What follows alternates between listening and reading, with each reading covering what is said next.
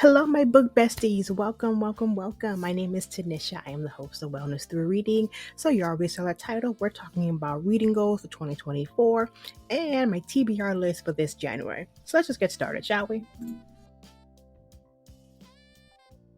So, for this, my first reading goal is that I'm going to keep my reading journal updated. This is something that I was really slacking on last year, so I already have it decorated and whatnot, already have it ready to go with books from December. I always go from December to December because my goal this year is to read over 100 books, and one of the best ways to keep your reading goals is to have a reading journal. For those of you who are new to the channel, a reading journal is basically a place where you document the books you've read, the books you want to read, where'd you get the books and whatnot. And it's just, if you're a kinesthetic learner like me, I need to play with what I'm learning. So that way it keeps me going and it keeps it a daily habit. And also, basically, I only put books in my reading journal that I actually really love. So typically all my 5-star reads. My 3 and 4 I'll mention, but I don't normally do a full book review on those. Brings me to number 2. I am going to DNF any book that I'm not feeling. Well, those of you who don't know, DNF means did not finish. And I know this is going to sound silly, but I'm the type of person that I really love to just sit and read through the book. I love, I need to finish what I started. But honestly, if I'm not feeling it, I'm just not feeling it. And I'm going to be honest with myself and just going to keep it going. So there you go. Also, I want to complete more reading challenges as well, too. I've been looking on BookTube a lot and seeing all these different challenges. So if y'all see challenges that you think I should do, tag me in them and I'll definitely get to doing those. And another book goal I want to do, I want to attend at least 3 different book events this year. As bookies, most of us, if not all, are basically introverts. We don't leave the house because, we got books to read. I don't want to leave my house for that.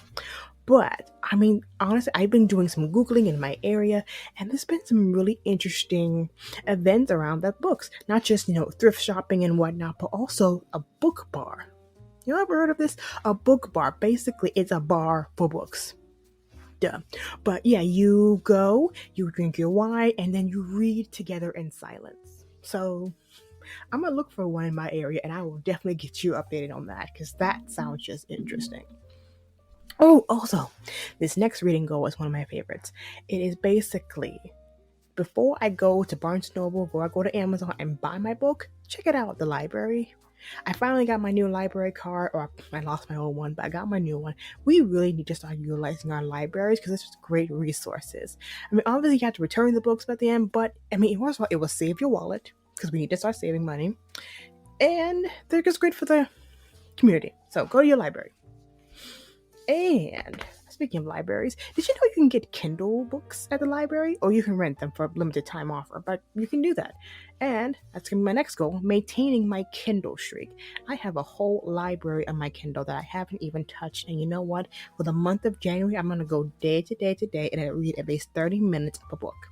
I'm currently reading Beverly Jenkins' book, Midnight, but more on that in my TBR list. Oh, and speaking of books, I'm going to post more book reviews. So if you haven't already, I'm also on TikTok and Instagram. So go ahead and follow me on those platforms. I'll also be doing brief book reviews on those as well too. So stay up to date. And also here on the channel as well too. I'll do my full book reviews on my 5-star reads. And my last reading goal for this year, especially for this channel, I really want to interact with you guys more, and so I want to go live at least once a week, whether it's on TikTok, whether it's on Instagram, or here on the YouTube. Obviously I need 1,000 subscribers to do that, so if you haven't already, hit that subscribe button so we can get those numbers up so I can go live on here with you guys as well too. So we're going to do more book reviews, we can talk, we can chit chat, and have conversation and have fun.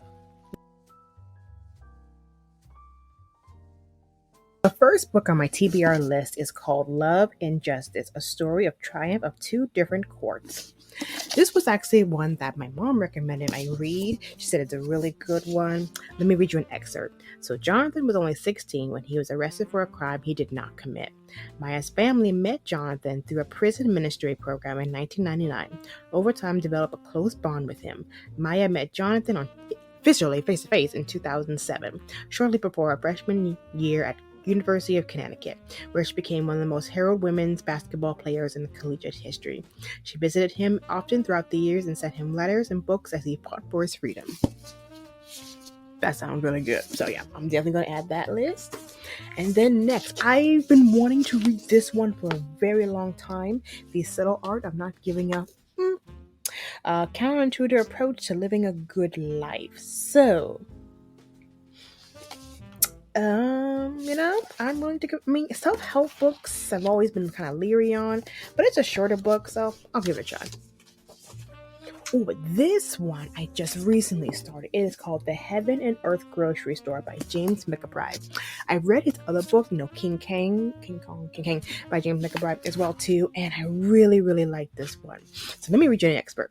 In 1972, when workers in Pottstown, Pennsylvania were digging the foundations for a new housing development, the last thing they expected to uncover was a human skeleton. So I already started this. So basically, it starts from the end, really talks about, they went to the house, the person who they think they did it.